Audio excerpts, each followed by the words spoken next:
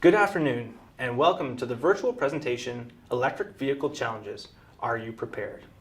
During this presentation, we'll explore the challenges in the EV industry as we race towards volume production to meet demand and discuss how every day matters.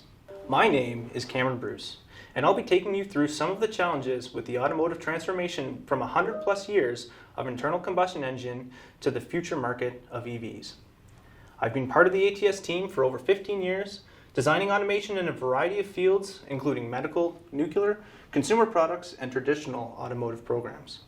With the shift to EV, opportunities arose to contribute to this new and exciting industry, and I took the lead role in a number of large-scale module and pack assembly projects. With experience in both cylindrical and pouch cell automation, I can tell you that this is not a simple problem to solve, and it takes strong partnerships and creative solutions to get to production. As an EV owner myself, I understand the appeal and benefits of an electrified future, and am convinced demand will outstrip supply for some time to come. And I'm not the only one who's noticed. Companies all around the world, both in the traditional organizations and the disruptors, are racing to get ahead of the curve. It's only a matter of time now before EVs become the larger market segment in the passenger vehicle space. Combine this with other transportation demands like commercial trucking and public transportation, as well as grid storage, and the demand on battery production is overwhelming. My newsfeed is filled with the stream of EV initiatives and battery development projects. A quick search reveals the investment in battery production is well underway, and the automotive electrification revolution is already in full swing. And in some cases, that revolution is already rolling. New vehicles are being launched each year. What were previously hybrid adaptations of existing platforms are now developing into full-blown electric platforms requiring larger battery packs, more cells, and new manufacturing techniques.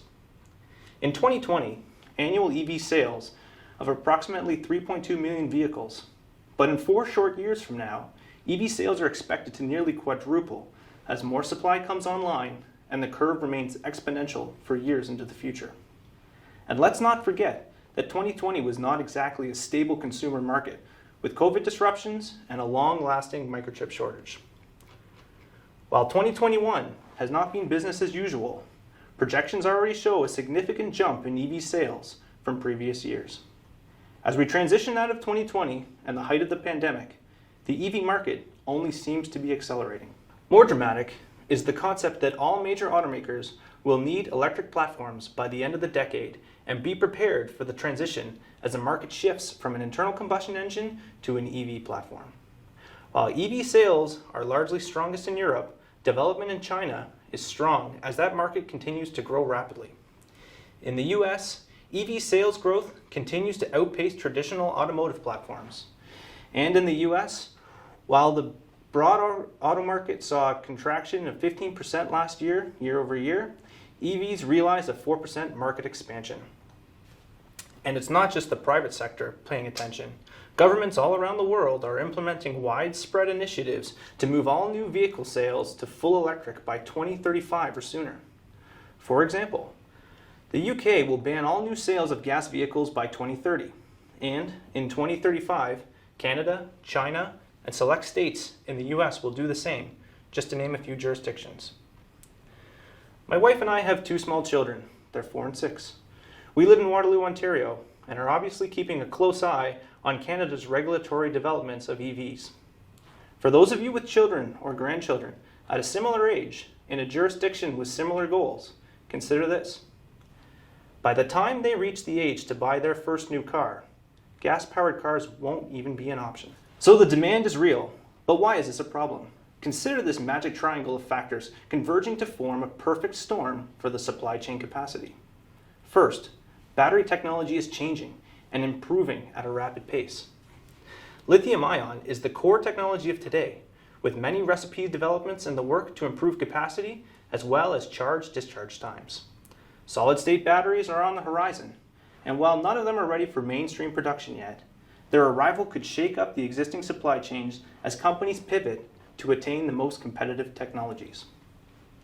Second, battery assembly projects take 2 to 3 years from project start from, say, RFP, request for proposal, or RFQ, request from quotation, to full production ramp-up. Batteries are complex, multidisciplinary programs requiring substantial capital and time investment. EV batteries are an integral part of vehicle design and need to have start of production timing that aligns with the remainder of the vehicle chassis. Third, automated assembly lines cannot be easily changed, and flexibility is not built into new battery designs. For example, what if solid-state batteries come to market? Will the existing product designs roll the latest technology into a current form factor, or will these new batteries take on an entirely different shape? This makes automation projects a moving target, and as a result, programs with more than 400 change orders are not uncommon in the production landscape today. Battery packs are not a commodity. They require full vehicle system integration and analysis to be successful. And with so many interdependent elements, change is inevitable. If the automation equipment cannot adapt to the evolving product, tooling can quickly become obsolete. This could throw the development of an electrification program into chaos and put the automaker behind the eight ball when others are rapidly consuming larger segments of the market. Battery pack assembly is not a solved problem, and there is a lack of capable supply base to mitigate supply chain risks. Not addressing these risks in early development can leave some automakers with nowhere to turn if Plan A does not work. And those risks are undoubtedly real. As an example, the floor space alone to launch these new programs is daunting. In 2020, a module line with an annual production volume of 530,000 units or 38,000 battery electric vehicles occupied the same total footprint as an Olympic-sized swimming pool. In 2021, multiple module production lines with a total output of 1 million modules could support an annual vehicle production of 100,000 units, required 2 full soccer pitches to do so. And that was just to do modules. To get the modules into packs, the equivalent of an additional 19 basketball courts was laid out for that same program. All in all, producing 100,000 high mileage vehicles annually consumed just over 22,000 square meters or nearly 240,000 square feet. Massive battery facilities are already under construction, with some being new builds and others choosing to repurpose existing traditional automotive space for a renewed manufacturing purpose. But can all this floor space capacity, not to mention tooling, to fit into these buildings be sourced in time? Now think back to where EV sales are going. If EV sales are going to hit 12 million units annually by 2025, and with the understanding that today's production lines are capable of producing roughly 100,000 units per year, a total of 120 full battery pack production lines will be required. Then consider the area required for a high mileage production line is around 240,000 square feet. That equates to a total floor space capacity of 29 million square feet, or about 3/4 of Central Park in New York City. Finally, considering start of production is a 2 to 3 year life cycle, and you can quickly see planning for footprint on the assembly floor is critical. But also consider, to meet that timing, the floor space is required on the automation suppliers within the next year. These companies need to procure new space in order to accommodate the customer demands and don't necessarily have the option to repurpose existing facilities to take on this workload. Bringing an electric vehicle from an idea to market is also not easy. If you don't believe me, take Elon Musk's word for it. There are very few companies worldwide, and fewer still in the US, to bring a new vehicle to full production. And while there are many who have produced prototype EVs and limited production niche electric vehicles, getting those products to the broader market is incredibly challenging. Thousands of details need to be in place to produce a vehicle off an assembly line every minute and a half or so. Each one of these details is vital to vehicle performance and customer satisfaction. Making sure you keep volume production in mind early on in the product design cycle is key to making sure your company is prepared for the production ramp-up. Making sure you've aligned with an existing manufacturing domain knowledge to reduce complexity and maximize vehicle performance is key. You may be familiar with the typical EV product development lifecycle.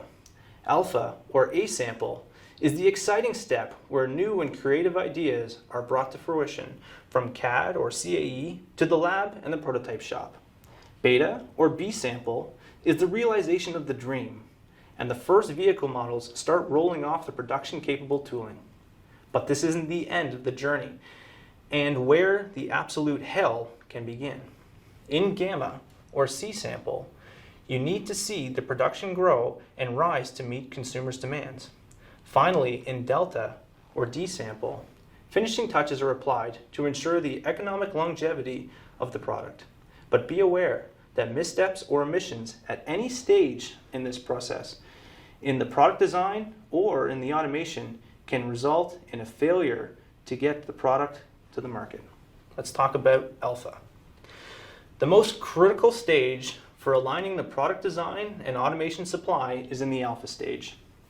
Designs developed in a silo without accessing the domain knowledge won't make it across the finish line. Product design for process-capable solutions in manufacturing or assembly are critical even at this stage. Here are a few things to keep in mind. First, what battery technology to use, cylindrical or pouch? Both have economic and production pros and cons and risks along the way. For example, those leaning towards cylindrical cell technology, which spots on the cylindrical cell have the most excellent chance of success for coupling to the module's bus structure? With thousands of individual bonds, this is a critical design consideration that will ultimately affect the module design and the pack layout. For those considering pouch cells, which tab trim and bend profiles guarantee the best conditions for successful welding? Second, will the module be an integral part of the vehicle structure, or will it be encased in an enclosure to form part of the chassis? Does a skateboard design make sense? Or, like many hybrids, will the pack need to be contoured to fit around many of the other vehicle systems? Related to this is energy density. The success or failure of an EV is its range. And every cubic inch not filled with batteries is volume not used to make the cars go farther. At the same time, battery packs are heavy, need to be structurally sound, and survive loading and crash requirements of vehicle testing. Third, what about thermal management? As critical as the range is to a vehicle's success, so too is the charging rate. Customers will demand fast charging capabilities to maximize the utility of their cars and grant the freedoms of longer road trips. Similarly, the high performance characteristics enjoyed by many EV production vehicles are only possible with the high rate of current discharge to the EDU. What both of these scenarios have in common is heat generation. How heat is dealt with is the core function of the thermal management system in the battery pack. Pack designers need to consider how best to distribute the cooling load over the pack. Details like maximizing the thermal coupling to the cells while designing a robust and long-lasting solution are critical. Consider also that gap filler is heavy and difficult to process, so optimizing this design element directly impacts the vehicle performance. Last but not least is safety. Above all else, electric vehicles must be safe, not only to operate on the road, but also in production. Some process steps will inevitably prove more economical to complete manually, and the internal components of the pack must be designed to minimize the risk to operators on the assembly line. On the other hand, if your product design involves any form of thermal bonding, such as welding, making sure the cell is not damaged is crucial to safety performance in the field. Finally, thermal propagation in the battery pack needs to be considered and ensure the appropriate burst valves or venting are in place. And that's only a few of the things to think about at the very first stage of product design. But let's say you get all these ideas solved on paper and even get some rough alpha builds completed in the lab. What does the machinery look like to achieve this in a production environment? Beta is when key process developments are turned into equipment and pilot lines are conceived and developed. Is your automation supplier already familiar with your product and your desired performance metrics? Will they know to replicate alpha level ambitions successfully. Without development at the alpha stage, many ideas are dead on arrival at the beta stage. Early unvetted ideas can end up being too complex, expensive, or unreliable to make it into production. Key areas of development at this stage include, but are not limited to, securing the cells to the carrier. How will cells, cylindrical or pouch, be secured to the carrier or module case? Has the geometry of the carrier been designed to, say, allow a high-speed precision dispense of a UV adhesive to the cylindrical cells? Will the dispensing equipment be flexible enough to adapt to a new coverage patterns based on module performance in, say, vibration testing? And for pouches, is there sufficient compression allowance in the stack to ensure that the product remains in close contact with the thermal conductors while at the same time not requiring excessive press forces? How is this compression maintained throughout module assembly? Second, cell welding. Perhaps one of the most critical process steps in the entire vehicle pack production is the cell welding process. Welding produces some of the lowest resistance connections, resulting in higher energy efficiency and a reduced demand on the thermal system. But it comes with some process risks. Consider a typical BEV cylindrical battery pack. There can be upwards of 6,500 cells strung together. Each of these cells requires a connection to positive and negative terminals, resulting in 13,000 individual weld sites. Each of these weld sites is critical to product quality, and bad welds directly impact the vehicle performance. In a production process with, say, a 98% first-time quality pass rate, a weld process with 13,000 welds needs to have a 99.98% success rate. And what's more, the process needs to be fast. 3D Galva heads can weld very quickly, but the real trick is to have a robust automated clamping solution that reliably couples the bus strings to the cells while at the same time accommodating module geometry. A zero gap condition between the lattice structure and the cell surface is vital to a good contact weld.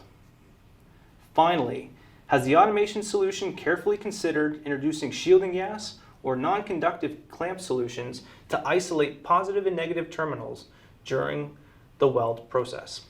Above all else, safety is an essential element during the laser welding process. Most of the critical operations occur in a black box or a Class 1 laser enclosure, which prevents unwanted laser bounces from the process site into the surrounding workspace. So enclosure design around the process is another area automation suppliers need to keep in mind. And in the end, how are you sure that all of these factors have come together and worked out and that you have a good weld? End-of-line testing might result in thousands of dollars in scrapped work in progress until a weld problem is identified. Maybe one of the clamps in the matrix has failed, and there are now repeated weld failures on that contact site over dozens of modules. What if you could know that there is an issue with welding in real time? In-process monitoring is possible and needs careful development to generate the desired results. There are solutions to observe and measure the plume during the welding process. Pulse phase thermography solutions to analyze the weld connection's internal resistance. And finally, there is real-time, in-process keyhole monitoring solutions that, when coupled with a few select welding companies, produce real-time results. This is groundbreaking technology, and automakers need to ensure they work with an automation supplier who has embedded knowledge of these solutions and where and how to use them. And of course, knowing this information earlier is better than later. Do automation suppliers have their facilities and lab equipment available to support and test your process, or demonstrate the process capability through real-time in-process test results? It's not uncommon to submit coupons or alpha-level build components to the Laser Lab for process development. If your automation supplier has these capabilities, they only make sense to continue this knowledge into a capable production equipment in the beta phase. This information is critical to move forward successfully into production. Next in the beta stage, and third on our list, is the overall mechanical alignment of the product.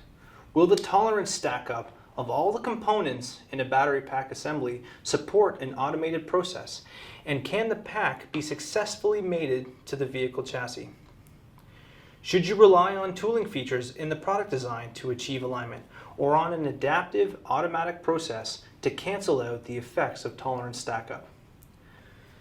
Another critical consideration is that beta level components supplied to the automation house are often not yet in spec as they undergo their own development lifecycle. This makes buying off and validating the automation equipment complex, as the line between product issues and machine capability is often not easy to distinguish. As a customer, how can you ensure your automation equipment is functioning as promised even before finalized and to-print components are available? It's been my experience that the entire product lines have been designed, reviewed, procured before even seeing a physical sample of some of the more significant components. This only highlights the risks in the automation design process and the challenges that can arise during equipment acceptance. Still in beta, what about that thermal management system and the equipment involved? At the core of the system is the cell bond to the coolant circuit. Although air is light, it's a terrible conductor of heat. And thermal insulating material, or TIM, is used to fill the gap. Various TIM materials are available, but they are also not generally fantastic conductors, need to be dielectric, and are often expensive, and can be heavy, up to 3 times the specific gravity of water. So the goal here is to get the most surface contact with the battery cell and a robust connection with as little gap filler as possible. This can require heavily customized automation tooling to achieve the thermal gap dispense. Some equipment lays down beads of TIM in a specific pattern on a cooling plate. Other solutions tend towards submersion of gap filler or an injection process. In either case, custom automation solutions are required to complete this performance critical process to achieve a dielectric thermal conduction. TIMs often contain abrasive ceramic materials. These materials can produce considerable wear on components or need specialized dispense equipment to maintain functionality over time.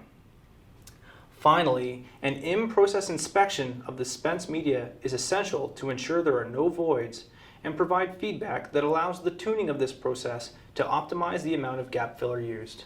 As mentioned before, TIM is expensive, so make sure you're not dispensing the bottom line into the battery pack without seeing the return. At this stage, the correct automation solution is required to ensure that the dispensing equipment can remain flexible, reliable, provide in-process specific metrics necessary for success. Finally, in beta, developing test equipment at this stage is vital. Knowing that the modules and packs meet their desired metrics is essential to validate key processes before ramping up into production. Whether incoming cell inspections such as open circuit voltage measurements or leak testing the coolant circuit, each successful production line has inline and offline testing to help minimize scrap and ensure a quality product. Other essential testing requirements are likely to include the HIPOT test, DCIR testing, and low voltage circuit testing to validate the pack internal voltage monitoring system is functioning correctly. These tests require contact sites on the module or pack to have a design interface with the product and likely require custom connectors to ensure long-lasting and reliable connections. On the back end of testing is a data banking of all of this information, so each product has a credible birth certificate right from the production floor to driving on the road. This brings us to Gamma. Congratulations. If you've made it to Gamma, you likely have a functioning EV at this point. And while this is no small accomplishment, the next step into Gamma is what separates the niche low-volume cars from the big players in the industry. If you've planned ahead of time, scaling production is difficult at best, and maximizing throughput will not be achievable if you have not. Gamma isn't just about taking the lessons learned from the beta builds and ordering 10, 20, or 30 pilot machines to meet scale. There are factory-level considerations not present during the beta stage. Consideration of the following elements in early design will lessen the burden throughout this phase. For example, how will you quickly ferry a product from one process to another? Have you made the best use of flexible, high-speed transportation solutions? Will packs travel on tape-guided AGCs to keep routing simple and predictable, or GPS-guided AGVs to maximizing flexibility? And at the cell and module level, can you process cylindrical cells at 40 milliseconds or faster? Do you have asynchronous automation handling to divert product that needs to be rejected? If you're transferring robotically, does your automation supplier have the in-house capabilities to simulate robot motions and demonstrate robot capability before ever touching a product? While it seems rudimentary compared to critical process development, material handling should be taken seriously and is ultimately the heartbeat of the production line. Next in the gamma considerations is buffering. This simple yet often overlooked element to volume production is key to maximizing throughput. Buffering is used to smooth out or eliminate production disruptions from various sources, such as machine downtime, component availability, or product rejects.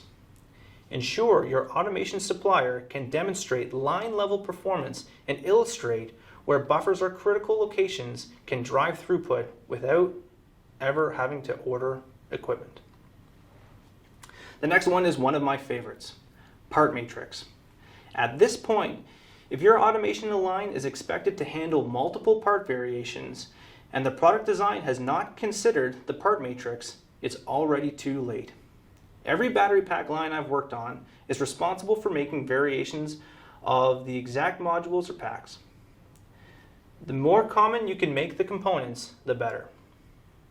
Will you be building in batches? Or is the expectations that packs will roll off the assembly line with an on-demand basis, or what is known as batch of one? Consider what effect this will have on the buffering multiple variants and the constraints of the array of material inputs required. Handling multiple product variants also drives tooling complexity. It's often more challenging to design one end-of-arm tool to take on various products than to double the amount of equipment, but it may result in a higher upfront capital cost. And that's just on the mechanical side. The controls architecture in the factory to manage batches can be incredibly complex. Scheduling of material and tracking the build variations at each stage of the process step map involve using complex MES systems and a robust IT interface between the automation supplier and the factory. But on the other hand, having all material line side can be a drain on footprint and traffic along factory supply routes. Speaking of component delivery, how will incoming components arrive at the line? Will they come directly from the dock and be driven via forklift, or will they come from an ASRS and be carried with AGVs to interface with the line-side automation and dunnage handling equipment? More specifically, will the modules coming out of what is likely multiple production lines for modules have the coordination in place to get to the pack line on time and in the correct location? Often, these interfaces require coordination of various organizations. The automation suppliers need to have a broad understanding of the transportation experts in their field and ensure a smooth integration of automation and transport equipment, which is likely to occur for the first time on the customer's assembly floor. And these are just a few items in what is a hectic and complex time during the gamma phase. Now, putting it all together, auto manufacturers need companies like ATS who are world leaders in understanding the battery assembly process. As vehicle electrification grows, we have led the way with our automation systems and test solutions. We have adapted our knowledge and experience from a broad range of industries and technology to support electric motor winding and assembly, battery assembly and production, new drivetrain manufacturing solutions, and various electronics and peripheral component production systems, integral to the overall electric or hybrid vehicle. Shown here is a simplified process flow in a pouch cell module assembly.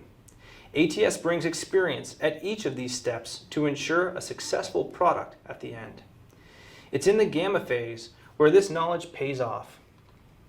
Incoming validation through proving tested solutions.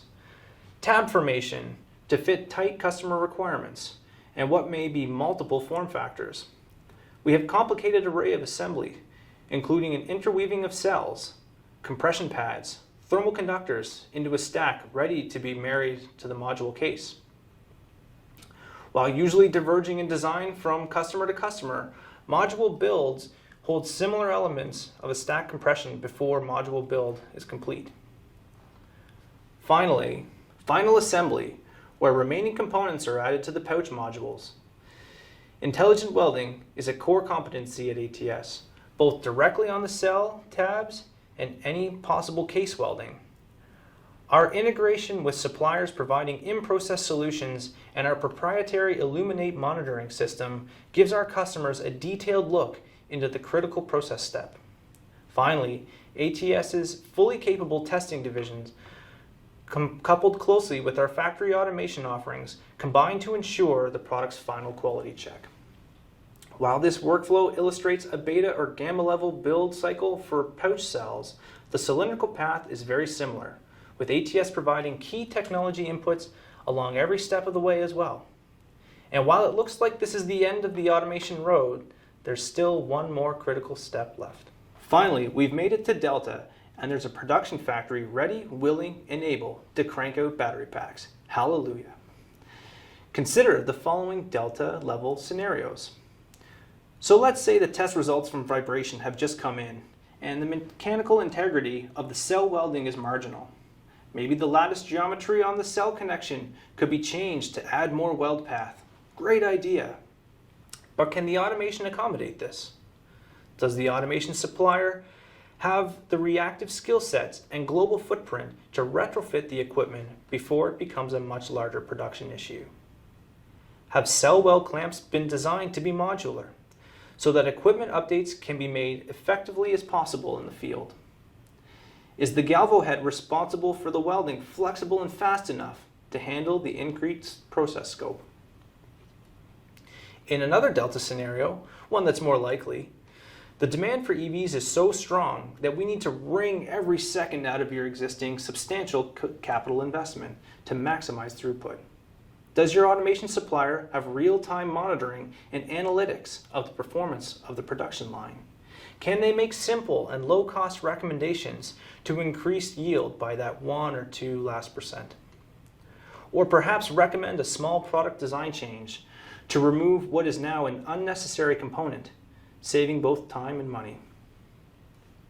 These are just a couple of examples of how automation continues to play a role in the Delta phase. Having a production line and support team that is adaptive is an important step in the long-term success of an automation program. Wow, there are undoubtedly many challenges, not just at the beginning or the end of an EV journey, but throughout the process. But it's not a journey automotive manufacturers need to take on their own. A shift in perspective is necessary. The typical procurement model for volume automation equipment is no longer applicable. The industry is shifting from an automation supplier to an automation partner to develop automation solutions as the product evolves concurrently. This is the only way to ensure that volume production is ready to go as soon as the product is stabilized, and is the only way to address the overwhelming demand for EVs around the corner.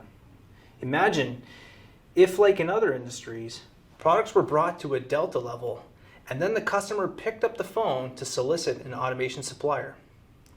ATS has the capacity, domain knowledge, and experience to follow our partners from an early alpha stage right through Delta production and beyond. Throughout this process, ATS has a passionate team that can empower product designers to make the best decisions early and minimize disruptions as SOP nears. The foundation of a partnership is a strong bi-directional trusting relationship where there are no their problems or my issues and only our challenges. A partnership is also long-lasting and future-proof. They are making sure that both parties are stable and able to support each other over the product lifecycle. Another simple example is that a robust automation partner should supply a full suite of spare parts and deliver quickly on customer needs. An automation partner with the ability to scale operations is another critical benefit, and ATS, with its global footprint, is up for the challenge. Partners also look out for each other by monitoring existing performance and improving existing equipment through digital interfaces like Internet of Things. ATS is the leading global automation solutions provider. With a deep-rooted history in turnkey automation and an ever-expanding capability set, ATS has the capacity and flexibility to partner around the globe to work with our customers to reach common goals. We have 40+ years of experience, have delivered thousands of turnkey automation lines, have a growing employee base of over 4,200 team members, operate in 20 countries with 20 facilities and more than 50 offices. ATS is also a publicly traded company with a strong financials, including $1.4 billion in revenue and a $2.6 billion market capitalization. Finally, we're a successful company as we've enjoyed revenue growth and operational performance excellence over the past 3 years. Specifically, ATS has a strong history of success and partnership within the EV industry. With 20 years of experience and more than 67 EV automation projects deployed, we are well suited for partnership in the industry. Some of our core competencies along the product evolution are listed here on screen, and ATS continues to develop along with the industry. With this volume of completed projects, it's clear that ATS has a strong partner base who have entrusted ATS with the success of their electrification program. We're excited to work with these companies in this constantly changing and challenging industry. Finally, ATS wins with its partners based on a few key fundamental principles. We have a great team, right from the initial sales through engineering, manufacturing, and service. We use the best-in-class components combined with a substantial design library to leverage past experiences from a wide variety of industries. Excellent project management is key to maintaining the supplier-customer relationship and keeping the bidirectional trust I mentioned earlier. Global footprint. I'm sure it's clear by now that EVs are not a regional phenomenon and will be the future of the automotive industry. Wherever these opportunities manifest in the world, ATS has the global footprint to support and scale to meet our customer needs. Financial stability is also a key benefit to working with ATS, as you can be assured ATS will be around in the future to pick up the phone when service is required or future expansion is needed to meet capacity. I'd like to close by saying on a personal level how excited I am to be part of an organization that is shaping the future of the automotive industry. I see a bright future for what EVs mean for our everyday way of life, not only for the obvious environmental and energy security reasons, but also for the pure driving enjoyment and mobility opportunities for upcoming generations. Because of this, it is clear to me and all of us at ATS that every day matters to bring this future to reality. But with our partners, we need to act now to meet the demand. So the question is, are you prepared? Thank you very much for your attention today, and I look forward to working with you in the future.